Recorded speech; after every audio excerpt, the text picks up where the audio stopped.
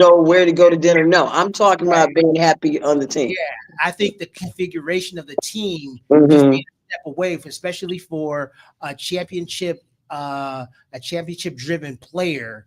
Not that Giannis hasn't won a championship or isn't great, but if he wants to be cemented as a legacy type player, he's this team as constituted has the pieces in place that is another superstar coupled with Donovan that could just set it up for a multiple championship run.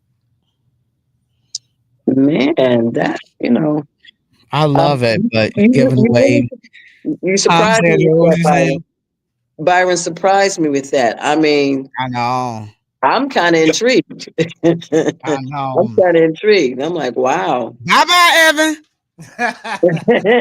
Yeah. So you so Hope you like beer. so, so I mean, even though I proposed it or I heard about it, I like the fact that we have youth on our side, but again, Yeah, we still need something to propel us forward. Yeah. And we do. you can't keep, like I said, you can't keep Nope. this core intact as constituted, and out of all the pieces to be moved, Jared Allen is the least tradable or least valuable asset to trade for somebody that could put you over the edge. You know Right. what Hmm. How do you stand pat, and do you go after another small forward? Because Max Strus has 0 points the last game of the Yeah, season, yeah, yeah. the last game against India. So, okay, so if we go for another small forward and not having anything in front of me to tell me who the upcoming free agents or who's out there that can be traded. Okay, see now I'm not doing that. No, no, no, no. I'm not one of What's those going on? nostalgic people Well, that's hey, like hey, let's do the hey. LeBron James, tour. I'm No, not on that. I'm I'm not really on that. I'm not. I mean, unlike unlike a lot of Clevelanders, I have all respect for LeBron James, but I'm not. Did his career. I was never angry with him with any career moves or where he took his talents or anything like that because I champion a person's right to get their best value and their best position for their career in whatever they are doing. So I don't have a problem with that. But wow, the ghost agent of LeBron James. That was funny. Yeah, they were talking about that too the other day on ESPN, Four Letter Network. They were talking about that, and I was like Nick Wright, and I was like, that kind of I hadn't even thought about that. But I hadn't thought yeah, I about don't that think I would either. want LeBron at No. this point Well, yeah, anymore. I don't know. Something's got to be done. Now that would be kind of crazy, which means it could be the thing that would happen. Is But mark my words, LeBron will retire a Cavalier, even if he signs a 1-day contract. that's He's more yeah, still likely going to to retire happen. as a Yeah, Cleveland Cavalier. that's more yeah, likely to happen than him finishing a whole season as a right, Cavalier. Because he's going to stay in the league until Mac Bryce comes out. So he mm, has another 2 years because Bryce is about to go to college, and then Bryce graduates. So that's in 2 years. And I think he's going to try to draft Bryce to the LA Lakers. So I think that's what he's aiming for. So I think once Bryce gets to the league after his first season, I think LeBron will finally hang it up. Cause what else? What else do you have to do at this point? You scored the most amount of points and mhm, stuff like that. You won 4 titles, and you've made so much money. You're going to continue to make money afterwards and stuff like that. What else do you have to keep playing for? So I like that, but I realized that it wouldn't be possible. I bet LeBron would want to be here because the Lakers suck. After they traded AD, and I'm not even gonna talk about the collusion, how Dallas, trades Luca and then gets the first pick of right, the draft, that yeah, lottery system. yeah, I'm like, whatever. But um excuse me, I forgot. Kobe Altman spoke today, and he talked about some of the same things that we talked about. And one of the things he talked about, this team needs to figure out how to win at the highest level. They need to be able to get out of the second round. Last year, I understand it not happening, injuries. This year, also, can we blame injuries too It's a for part what of it. happened? Yeah, it's a part of it, but at the same time, um, it's you can't rule it out. But Right. I also feel that there's a perception around this Cavs team that opponents come in feeling like we're just going to run over these guys. There's so that needs to be addressed. So injuries happen. A lot of teams deal with injuries, like you mentioned, Boston with Jason Tatum. Other Yeah. teams dealt with injuries. That's one of the things you have to factor in. But it's just those things that can be controlled: your mental fortitude, how you play, the lack of execution, things like that have to be addressed as well when it comes to playoff time. And time again, we've seen the Cavs falter when it's time to really put on and show out. Mm-hmm. You're I right. fully agree with you, Sandra. You're right, Byron. We came into the season after they got to be 15 straight wins, and we was like, oh yeah, we're going to be in the big show. But the thing is, we know that there is a thing that is persistent in Cleveland, regardless whether it's basketball, football, or baseball. You don't know when it's over until it's over, and, Right. and you usually have to wait for the whole season to be played um, to see what's going to happen, and that very special toughness, X factor, whatever. We just don't seem to have it. We don't. A lot of times when we are on a good run or a winning streak or something, it is sort of like a surprise. Like what? I remember when we did win the championship in 2016, watching it right in my living room, and when the ball just kind of hit the rim and bounced around and whatever, and it went in, and then I said, "We won." Say, "Yay, we won!" I said, "We won," because I couldn't believe it. It was crazy, and I don't want to win like that. I mean, winning used to be good. No matter how you won, is great, but I want to win definitively. Like Yes. Yes. won. We are the champions. Yeah. And we had a good start, and we just lost it along the way. And I think sometimes maybe when your record is too good in the beginning of the season, you get a little maybe I don't know, stayed. And I feel that when you are a champion, you have to use everything at your disposal, everything, all your strength, all your speed, all your talent, all your accuracy, and you got to throw some surprises in there too. So that's not just for the player, that's for the coaching. I mean, don't do everything like you always did it. A lot of people say, well, if it ain't don't broke, don't fix it. But sometimes you do need to mix it up so when the scouts are watching you, they can be stymied by other stuff you know? Hmm. All right, we're going to take a break really quickly.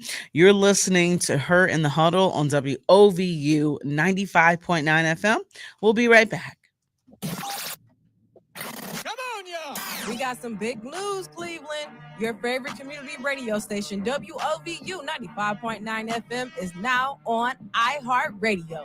That's right. No matter where you are, you can stream the voice of the village anytime, anywhere. Get all your favorite shows, the hottest community conversations, and the music that moves the culture. Now just a tap away on iHeartRadio app. So whether you're at home, at work, or on the go, take WOVU with you. Search WOVU 95.9 FM on your iHeartRadio app, because our voices matter 24/7. And so does the mission. WOVU 95.9 FM. Our voices united, mission driven 24/7. The voice of the community. A Burtonville Car community radio station. Support comes from CMSD. At CMSD, we believe in creating access to services, programs, and opportunities. Every day, we strive to provide innovative learning experiences where passions lead to career paths. From trade education to early college courses, the possibilities are profound. empowering every scholar to discover their path and achieve their dreams. The future of CMSD starts here. Welcome back to Her in the Huddle with Rachel Hill, the First Lady of Sports. All right, welcome back to Her in the Huddle, WOVU 95.9 FM. This is your girl, Rachel Hill, the First Lady of Sports, and I'm here with Miss Sandy Scott, and we also have Byron Hood in the studio with us, so super excited to have a guest co-host with us. Me and Sandra are holding it down. Happy birthday to Cleveland Kate. So today is her birthday. She couldn't be here today, so happy birthday to her. Hope she is enjoying her special day. So we've talked a lot of Cavs. We went heavy on the Cavs, but one things before we talk a little Guards and Browns that I wanted to talk about for a hot second is JB Bickerstaff. You know, one of the things that happened was they said JB Bickerstaff couldn't get us to the next level, so they fired JB Bickerstaff and hired Kenny Atkinson. And once again, we didn't make it past the conference semis.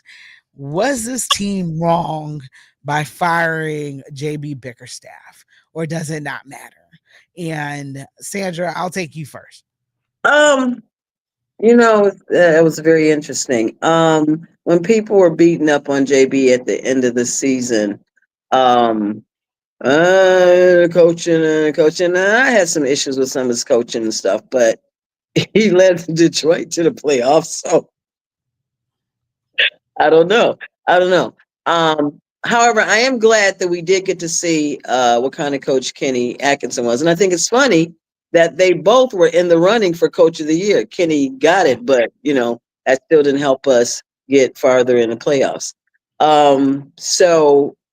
Were we wrong? Were they wrong? Were they wrong? Um, I felt like they felt they had to do something, and that's was what they did. But it seemed like it didn't make a difference for them. So something has to be changed. I guess the coaching was not necessarily it, but we saw a different chef stir up the mix of players and everything. But our result was pretty much the same. Maybe with the stability, with having JB still here, maybe something else would happen. I don't know, but Detroit was dead last, and he brought them to the playoffs. So I don't know. Sometimes you do have to change the ingredients in the recipe. So I'm okay with what we did. I didn't like it at the time that it happened, but I've been very interested to see what Kenny Atkinson did, and but I'm not happy that we still didn't get out of the second round, the playoffs. I mean, it's like, come on. But like Cleveland fans do, there's always next season. I don't know how much of this. I mean, I've been here my whole life. That's a long time, and I'm not saying how long. Oh, by the way, happy birthday, Kate. And yeah, a long time. I was born and raised in Cleveland. I've been watching the Cavaliers since they started in 1970, and I don't know what can we do.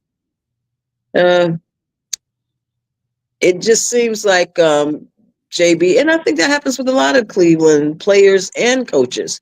They're here with us. We struggle with them. We do good, whatever. They leave, and then a lot of times, especially with players, especially like football, next thing you know, they're in the big show, and without us, the people that they left behind. So, I think swapping out JB was okay, but it didn't really seem to do us any good for what we wanted to achieve. We wanted to win the whole show. We did want to win the championship this year. We at least wanted to go back to the final, But hey, yeah. I mean, some improvement would have been, and we did improve our record, but some improvement would have been great. And so if we were in the final show, that would have said maybe it was a JB Bickerstaff thing, but that's not it. That's not the piece of the puzzle we need to try to fit in. So I'm going to have to think about this Giannis thing some more, because that was very, very intriguing. very intriguing. I mean, it made me excited. And the thing is, it's very rare when I hear something that's a potential idea or sort of idea that I go like, wow, that's exciting. Um, I know most of the time when we do trades and stuff like that, I go like, well, what are you doing that for? And so, eh, I don't know. I don't think it was a JB thing necessarily, but we did it. Let's see what we can do this next season.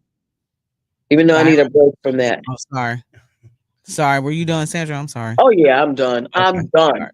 Um, so I have a sort of a different train of thought. I think it was not necessarily a mistake to fire JB because one, Kenny Atkinson, he showed a different way of doing things with the Cavs. The Cavs played at a much faster pace. I believe they scored more points this year. Um, JB, his faults from what I could see, he was limited in his rotations where you saw Cavs players this year that were buried on the bench get shine and they performed well in the limited time that they have under Kenny Atkinson. That's the one thing that I think was his downfall in the playoffs was he shortened his bench where they had role players that contributed well throughout the season. I don't know why we didn't see like more of Greg Porter Jr. when other players were not performing as well, things like that. I think JB he like kept a core.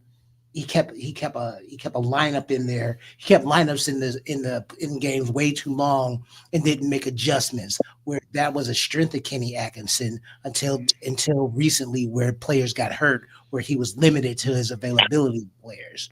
I do think JB Bickerstaff is an excellent coach, and he got the Cavs as far as he could take them with that iteration of the Cavs at the time. It just needs sometimes you need a fresh set of eyes or fresh concepts to push players or a team further than what they're able to go. And I do think that was accomplished, even though the results were the same. The end result was the same, meaning we did not win a championship. So I think under another year of Kenny Atkinson, given the same amount of time that JB was here, then we can say, did they do the right thing by firing JB?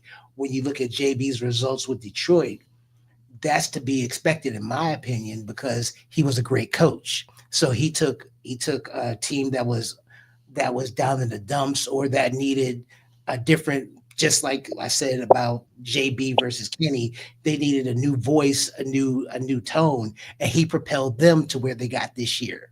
So it's not for taking anything away from JB. You got us to this point, but sometimes you can only go but so far before a new voice, a new direction, or new thoughts and concepts are needed to help us get a little further.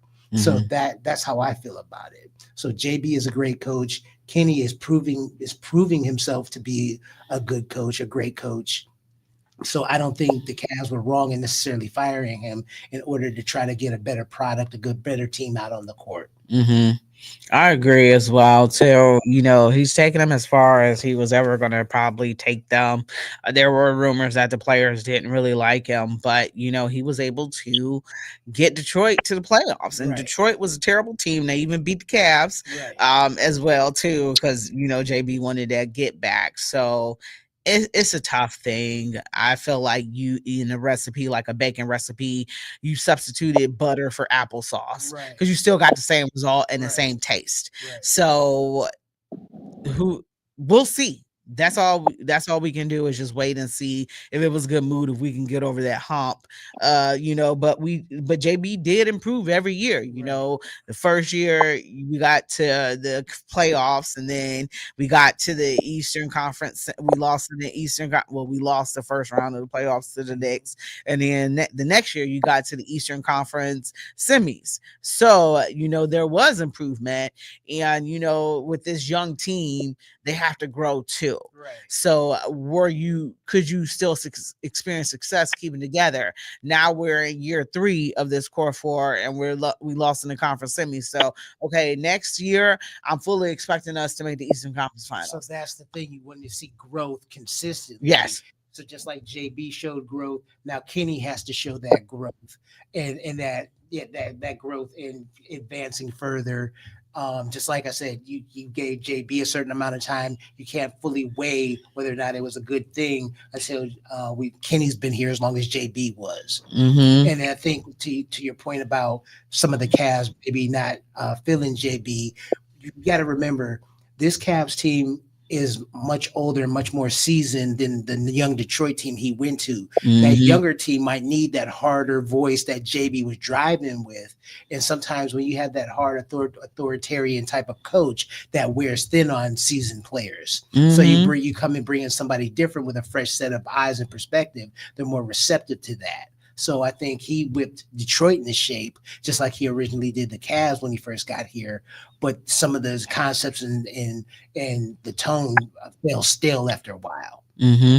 And then maybe we just got to give credit to Indiana for getting hot at the right time. So too. that's absolutely a real thing. Yeah, that's like baseball. If you get hot at the right time, you can make it anywhere. So, give a little credit to Indiana. I will not. I don't know. It's tough because they've never had a title. So I root for teams who are the underdogs and never had a title. So the Knicks have a title. I can't stand the Knicks, because they beat us. I can't stand Indiana because they beat us as well. So I'm kind of torn out of the Eastern Conference Finals. OKC and Minnesota. I don't know if Minnesota ever won a title before. They haven't. Okay, so I'm torn. So I don't know who to root for. I don't have any, vested interest, but I'm hoping it's somebody who hasn't had a title before. But I don't think that y'all thought at the beginning of the year these would be the teams standing. I don't think anybody. No, and no. Matter of fact, my bracket is busted. the house made a lot of money on all of this mess. Man, if you was out there bet, woo boy, especially the Cavs get beat after having the number one record and stuff like that. But you just get hot at the right time and then you see what happens. So we're gonna go ahead and take another break right quick. You're listening to Her in the Huddle on WOVU 95.9 FM. We'll be right back. Attention listeners, WOVU 95.9 FM, Our Voices United, is now streaming on iHeartRadio. We are the same community radio station with the same mission, now with another way to bring you the content you need 24 hours a day, 7 days a week. You can still find us on WOVU.org and still listen to us anywhere on the free WOVU mobile app. Those are not going away, but you can also find us on iHeart.com and on the free iHeartRadio mobile app. However you choose to listen, keep it locked for the latest content as we continue to provide a platform for you, the best audience in the land, right here on WOVU 95.9 FM. Our Voices United, a Burton Bell Carr community radio station.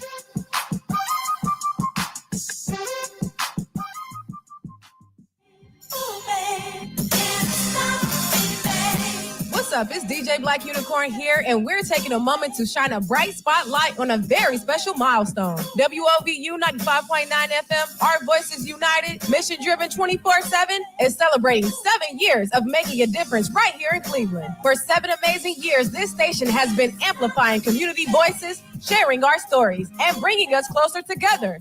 From powerful conversations to uplifting music, WOVU has been a beacon of hope, unity, and progress. To everyone who has tuned in, supported, and been a part of this journey, this celebration is as much yours as it is ours. Here's to 7 years strong and many, many, many more. Stay tuned to WOVU 95.9 FM. Our Voices United, mission driven 24/7.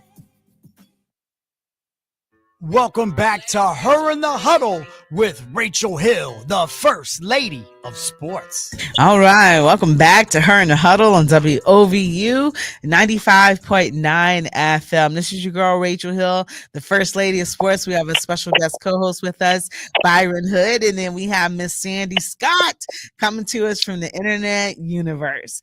So we've talked a lot of Cavs. One of the things we're going to get into right now is the Cleveland Guardians right now. They are on a 4-game losing streak. They just got swept by Terry Francona and the Cincinnati Reds. Will Benson, who they got rid of, came back to haunt them. So he had a great series against the Guardians. And Terry Francona, obviously one of the most masterful managers of all time, was able to get the sweep against a team that probably forced them out. It was woohoo, Terry Francona's retirement, but I don't think Terry wanted to go anywhere. Obviously this team wouldn't spend any money, and sometimes sadly, in order to win titles, unfortunately you have to spend money. You see what the Los Angeles Dodgers did. They spent money. You see what the New York Yankees did. They spend money. And those are the teams that were in the World Series last year. So in order to get a better roster, you got to spend a little bit of money. And right now, starting pitching isn't great. The bullpen is taxed. They're not playing very well. And those are part of issues. Sometimes we have more errors than we do runs. So this team right now is there are a lot of things, but right now they're in second place in the Central Division, so that's a good thing. And then they have a 3-game series with Minnesota tonight, who was just coming off a 13-game win streak, but they lost yesterday. So we got them as they lost, so hopefully we can probably win. Sandra, what are your thoughts right now about what's going on with the Guards? Well, I certainly didn't expect to get swept by the Reds. What they hadn't done that to us in 12 years, something. I don't know. Mm, okay. But having our old coach may have a lot to do with it. A Mm-hmm. lot to do with it. And I'm just like, man, I I just don't know. And I kind of forgot that Terry went to Cincinnati, and that's the secret weapon. There's Well, always he was supposed to be retired. That's yeah, right. Yeah. I know, and Yeah. I actually believed that he was retiring. I believed it. I mean, Yeah.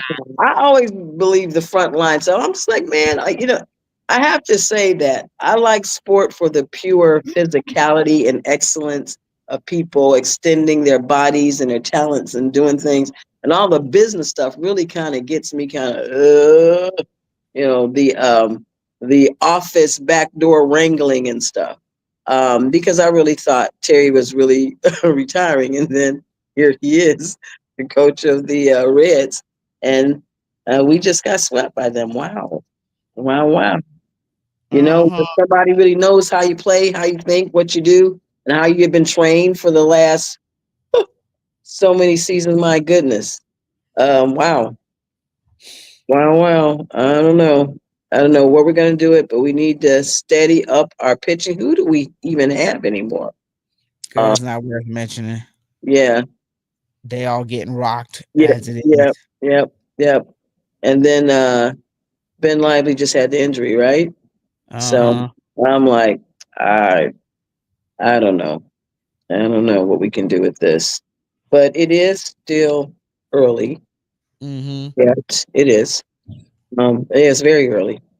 Um, but I don't like using that as an excuse for we got time, because time moves fast. Like, I can't believe that it's Monday again already, you know, from last week. So I don't know how it is for them traveling and stuff, picking up, going on. Each victory counts, and each loss counts more in my mind, because that means those are games that you're behind. We're still, second place in Central Division. I'm just like, No, third place, excuse me. I just checked. we just slid. Did we slid? I think the last stats I saw that we were second. Oh, Yeah, we slid because we got swept. right. Oh, yeah, that was 3 losses, right? Yeah. Okay, never mind. Um, wow.